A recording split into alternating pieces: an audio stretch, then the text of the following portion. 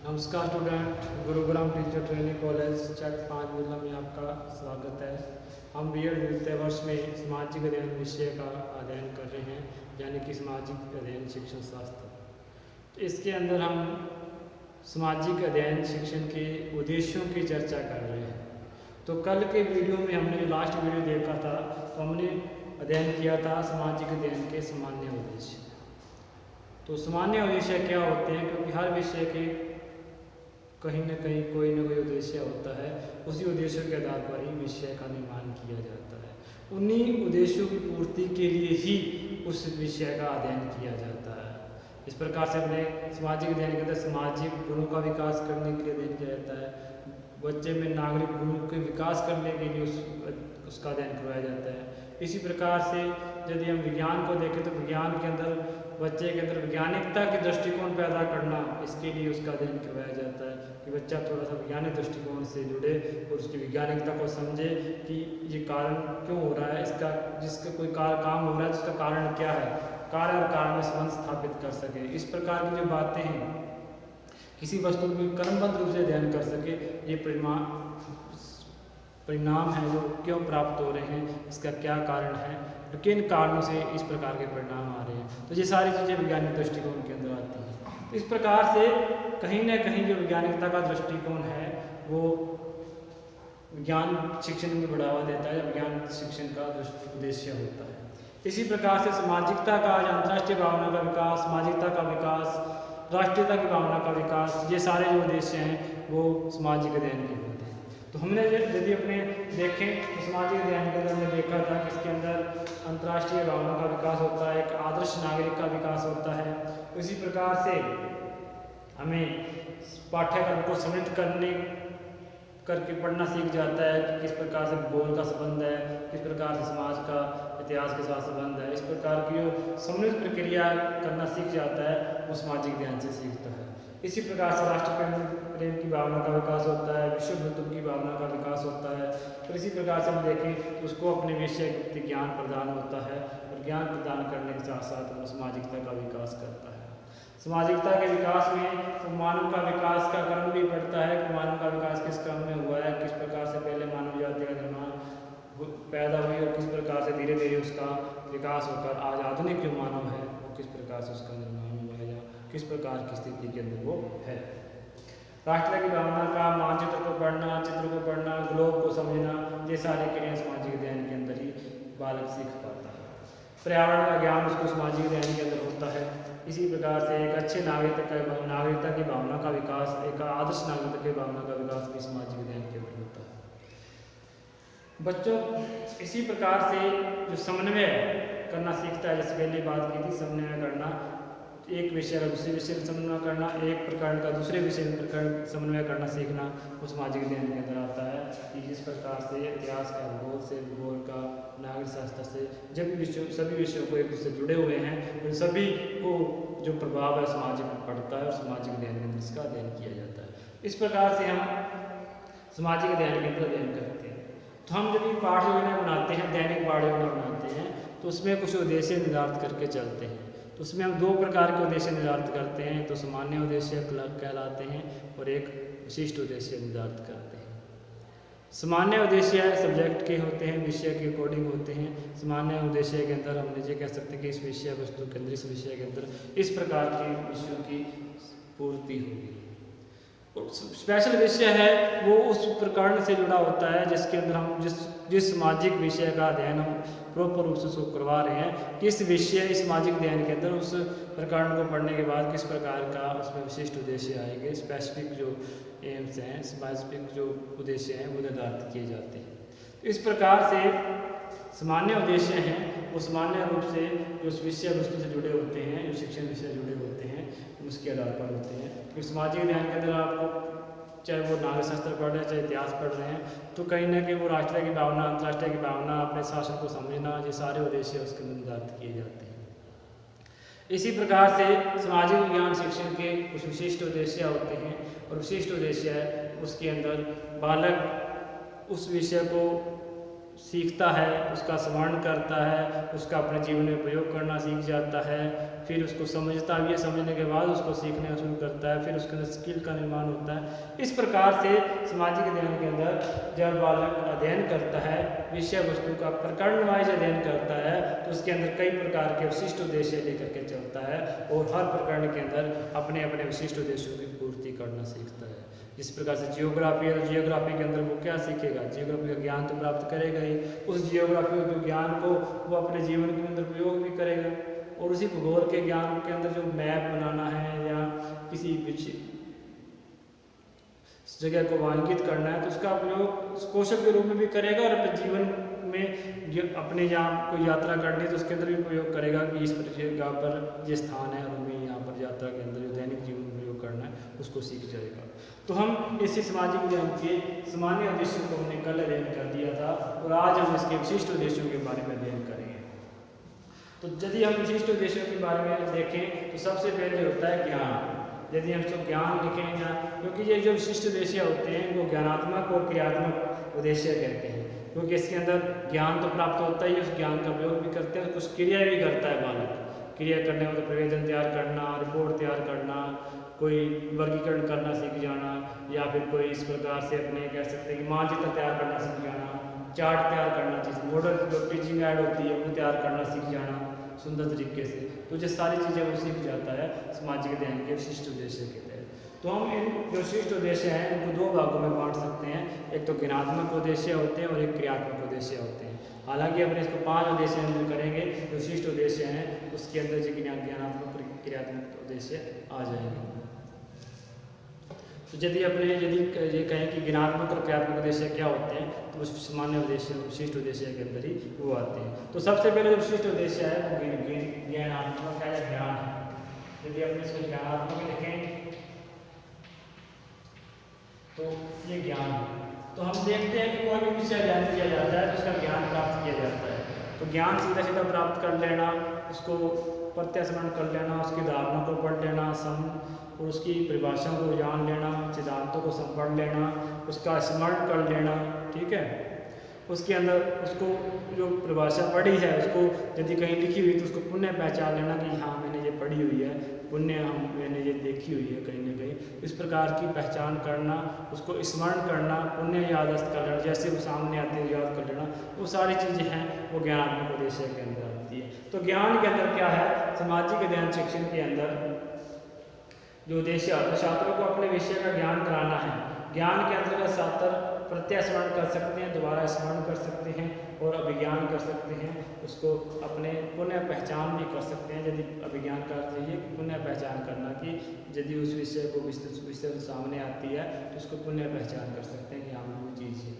सब क्रियाओं को, शब्दों को, सिद्धांतों को, नियमों और सिद्धांत आदि लक्ष्यों आदि की सहायता से विकसित करते हैं। तो प्रत्यास्मरण और प्रत्यभिज्ञान को इन सिद्धांतों और नियमों के लक्ष्यों के तहत उसको करते हैं, उसको पहचानते हैं, उसको याद करते हैं, पुण्य भी याद करना सीख जाते हैं। इस प्रकार से ज्ञानात्मक उद्देश्य में कोई भी घटना है, कोई भी कार्यक्रम है, कोई भी सिद्धांत है, धारणा है, संकेत है, उनको वो याद कर सकते हैं और यदि वो सामने आते हैं तो पुनः पहचान भी कर सकते हैं। इस प्रकार की चीज़ें हैं प्रत्यास्मरण और पुनः पहचान या अभिज्ञान, ये चीज़ें क्या है ज्ञानात्मक उद्देश्य में आती है, जिसमें बालक वैसे के वैसे जान भी सकता है, उसको पढ़ सकता है, उसको पहचान सकता है। अब जो दूसरा उद्देश्य आता है वो अवबोध का आता है, जिसके अंदर अपने विशिष्ट उद्देश्य के अंदर कहते हैं अवबोध। अवबोध से का अर्थ यही होता है समझना। जिसको बोध हो जाता है, किसी वस्तु का बोध हो जाता है, उसको अवबोध कह देते हैं। मान लो कोई वस्तु सामने है तो सामने वस्तु है, उसी जैसी वस्तु कोई और आ गई तो वो पहचान लेगा कि ये वस्तु सामने है। जैसे मेज है तो मेज के अंदर वो पहचान लेगा जैसे मेज है, तो उसी जैसा मेज और है तो उसको क्या कहेगा कि वो मेज ही है। इसी प्रकार से वो क्या है उन वस्तुओं को पहचानना शुरू कर दिया। जब उसकी अलग वस्तु तो कह देगा कि वो अलग चीज़ है, ये सेम नहीं है। गाय को देख करके गाय की पहचान कर लेगा, भाई ये भी गाय है वो भी गाय है। ठीक है। इसी प्रकार की जो चीज़ है वो अवबोध के अंदर आती है।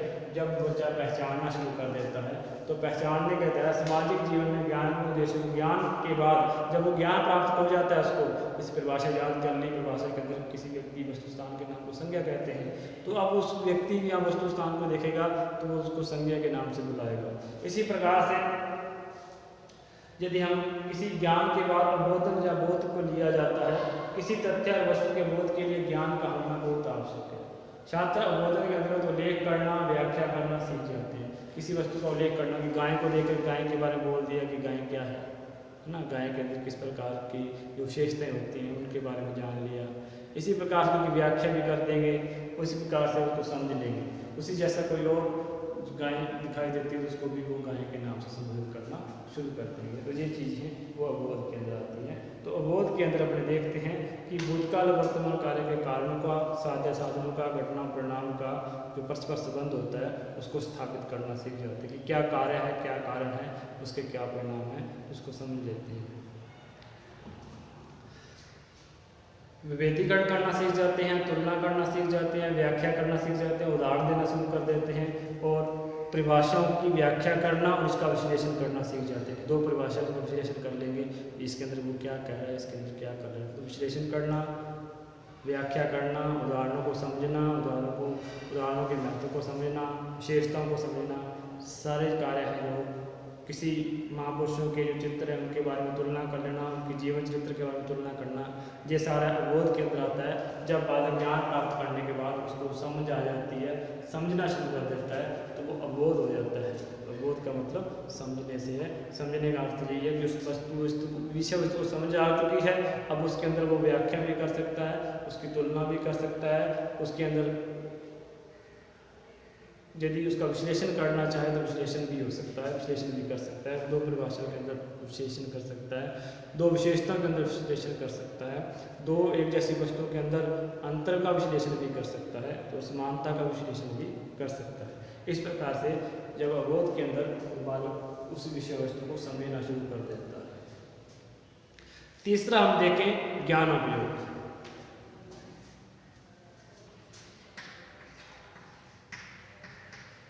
ज्ञानोपयोग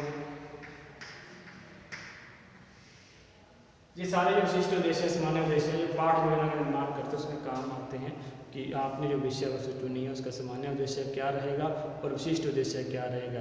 क्या आपने जब लेसन को बढ़ाया है, पाठ योजना का निर्माण किया है, तो आपके सामान्य उद्देश्य और विशिष्ट उद्देश्य की पूर्ति हुई है या नहीं हुई है, ये आपको भी देखना है कि ये उद्देश्य आपने निर्धारित किए थे वो आपके दैनिक पाठ योजना के अंदर पूर्ति कर ली है या नहीं हुई है। कहीं आपके जो उद्देश्य निर्धारित किए थे वो आपके पूरे ही नहीं हुए, तो आपने लेसन बनाया है वो आपका गलत बना है, उसके अंदर कहीं ना कहीं आपके उद्देश्यों के अंदर कमी आई है।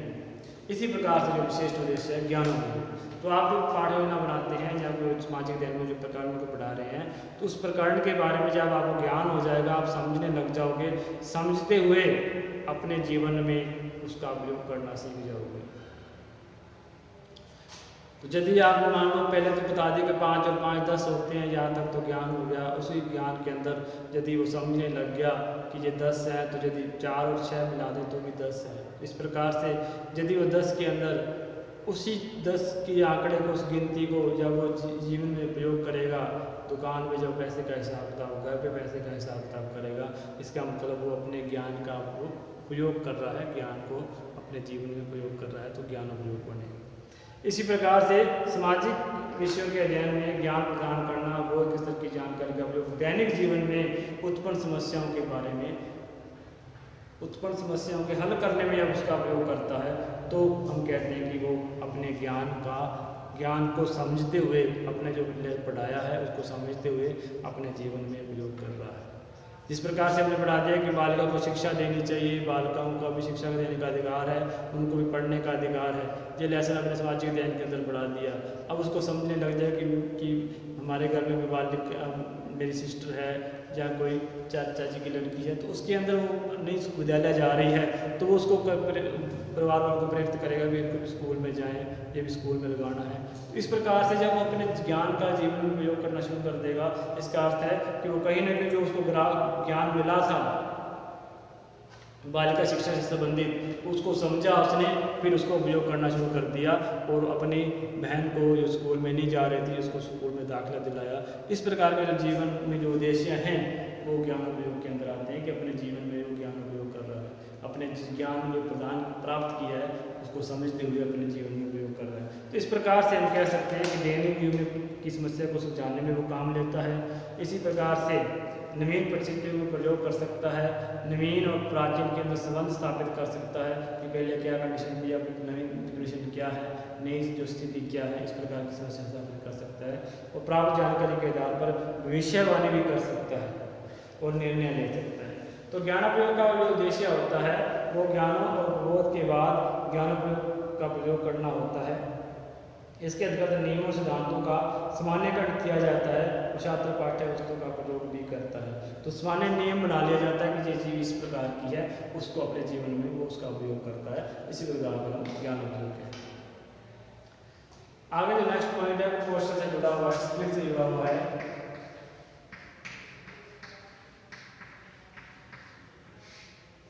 ज्ञानात्मक उद्देश्य में बालक ज्ञान प्रदान करता है, किसी वस्तु को सीखता है, किसी वस्तु पर पढ़ता है तो उसके बारे में फिर उसको समझ में आती है कि इसके क्या समझ क्या चीज़ है, किस प्रकार से इसकी तुलना करनी है, किस प्रकार से व्याख्या करनी है, वो उसको समझना शुरू कर देता है दूसरे स्टेप के अंदर।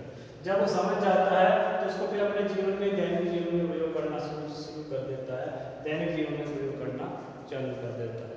लेकिन इसके अंदर जब कौशल सीखता है तो कुछ इस प्रकार के डायग्राम या चित्र बनाए जाते हैं जो उस लेसन को पढ़ाने के बाद में पता चलता है कि कोयला, मान लो अपने कोयले के बारे में पढ़ा रहे हैं, कोयला यहाँ पे है, यहाँ इस पॉइंट के अंदर कोयला है, राजस्थान में यहाँ कोयला मिलता है, यहाँ जहाँ टंगस्टन मिलता है। तो जब उसको हम मौखिक रूप से पढ़ाएंगे, व्याकरण में पढ़ा रहे हैं, तो वो उन जगह को राजस्थान मैप के अंदर इंगित करना सीख जाता है। वो उस यदि उसमें उस जिले को, उस स्थान को वो मैप के अंदर इंगित करेगा, मैप के अंदर उसके अंदर पॉइंट करेगा, इसका मतलब वो उस व्याख्या को, उस ज्ञान प्राप्त को, समझ को अपने कौशल के माध्यम से एक मैप के निर्माण में सहायता कर रहा है, मैप का निर्माण कर रहा है। मान लो आपने देख लिया कि मुगल जो वंश है इस यहाँ से लेकर के 1526 से लेकर के इसमें 1700 तक था, 1700 तक था। इस प्रकार से वो एक समय रेखा बना ले किस प्रकार से बाबर है, हुमायूं, उसके बाद अकबर है, तो एक टाइम लाइन किस सन के अंदर कौन सा शासक आया था। तो इसका मतलब जो हमने व्याख्या के रूप में एक लेसन बनाया है, लेसन को पढ़ाया है, उसके लिए वो समय रेखा तैयार कर ली। उसका मतलब उस समय रेखा तैयार करना सीख लिया, एक कौशल का निर्माण होगा। तो कौशल के अंदर वो इस प्रकार के क्रियाकलाप वाले कार्य करता है, जैसे हमने कहा था कि कोई प्रवेदन रिपोर्ट तैयार कर लेना, कोई वर्गीकरण करना सीख जाना, कोई वर्गीकरण की टेबल बनाना सीख जाना, ये सारे कौशल के अंदर आते हैं। कोई चित्र बनाना, सिक्कों का संग्रह करना, टिकटों का संग्रह करना, ये चीज़ें इसके अंदर आती हैं। तो सामाजिक अध्ययन के विषय के अंदर जो कौशल है, कौशल में छात्र किसी न किसी प्रकार का कौशल विकसित करने का प्रयास करते हैं। छात्र में मॉडल, चित्र, मानचित्र आदि बनाने और उसको पहचानने का कौशल विकसित हो जाता है। किसी चित्र को मानचित्र लगा हुआ है, जैसे भारत का मानचित्र लगा हुआ है, तो भारत के मानचित्र को देखते ही पहचान जाएगा ये भारत का मानचित्र, ये राजस्थान का है, विश्व का है, इसके अंदर गंगानगर जिला कहाँ है, इसके अंदर राजस्थान जिला, राजस्थान राज्य कहाँ है। तो चीज़ें पहचानना जब शुरू कर देता है तो वो क्या है, एक कौशल का निर्माण होता है, एक स्किल का निर्माण होता है। तो ये भी एक विशिष्ट उद्देश्य के अंदर आता है। इस प्रकार का हम लेसन पढ़ेंगे, उसके अंदर जिस प्रकार का विषय वस्तु पढ़ रहे हैं उसके अंदर उसी प्रकार का जो कौशल विकसित होगा, उसी प्रकार की मॉडल। जैसे आपने मॉडल रीडिंग मॉडल पढ़ा रहे हैं तो मॉडल के अंदर अपने किसी ताजमहल पढ़ा रहे, ताजमहल का मॉडल बनाने का, वो ताजमहल की पिक्चर देखने के बाद में वो उसका मॉडल बनाने के लिए पारंगत हो जाएगा कि हो सकता है कि वो तस्वीर बना दे, हो सकता है कि उसका मॉडल तैयार कर दे, इस प्रकार से। और यदि हम इतिहास के बारे में पढ़ा रहे हैं तो इतिहास की समय रेखा है, इतिहास के जो महापुरुष हैं उसका जो युद्ध की जो वर्णन है उसकी पिक्चर भी तैयार कर सकता है। तो सारे स्किल है उसके अंदर आ सकते हैं। कोई जियोग्राफी, तो जियोग्राफी में जो मेन मुख्य जो बिंदु होते हैं वो मैप के अंदर इंगित कर सकता है, मैप में उस जिले को चिन्हित कर सकता है, उसके अंदर अलग अलग रंगों से कई प्रकार की कोई विषय वस्तु को वो चिन्हित कर सकता है। इस प्रकार से कौशल के अंदर क्रियात्मक रूप से जो कार्य वो कर सकता है वो उसके अंदर आते हैं। नेक्स्ट पॉइंट है रुचि।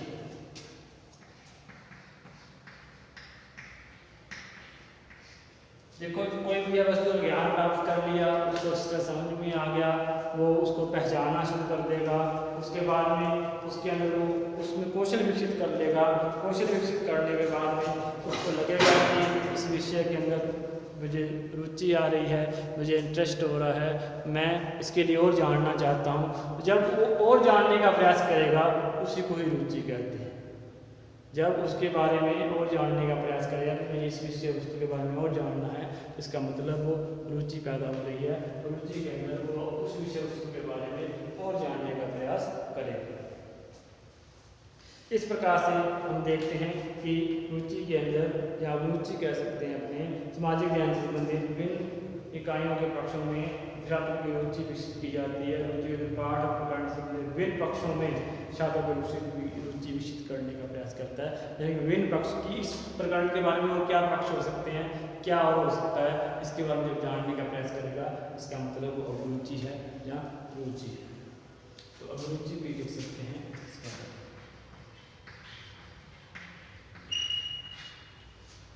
छठा पॉइंट अपने लिखें अब तो अभिवृत्ति है।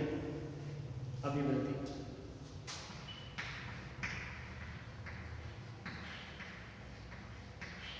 अभिवृत्ति का अर्थ यही है कि वो इसके विषय वस्तु को क्या समझते हुए उसको अपने व्यावसायिक रूप से जीवन यापन करने या व्यावसायिक रूप से डालने का प्रयास करेगा। उसके अंदर वस्तु स्थान और संबंध में अपने विशेष व्यवहार करने का, उसके अकॉर्डिंग व्यवहार करने का। अभिवृत्ति का मतलब उसके चारों तरफ घूमना है, तो उसके अंदर उसको अपने जीवन में उतारने का प्रयास करेगा। उसके लिए मानव विकास संकल्पना के प्रति स्पष्ट दृष्टिकोण विकसित करेगा। उसके लिए सकारात्मक दृष्टिकोण आएगा। वो अपने आप को उससे जानने का, उसके लिए उसको अपने व्यवहार में लाने का प्रयास करेगा। उसके प्रति आस्था, उसके प्रति जो सहिष्णुता है, सामाजिक भागीदारी है या सहयोग की भावना है, उसके वो विकसित करेगा। कि इस प्रकार से उसके अंदर अभिवृत्ति जाएगी। अभिरुचि के बाद में अभिवृत्ति आती है। अभिवृत्ति के अंदर वो अपने आप उसको पूर्णतः रूप से अपने जीवन व्यवहार के में लाने का प्रयास करता है।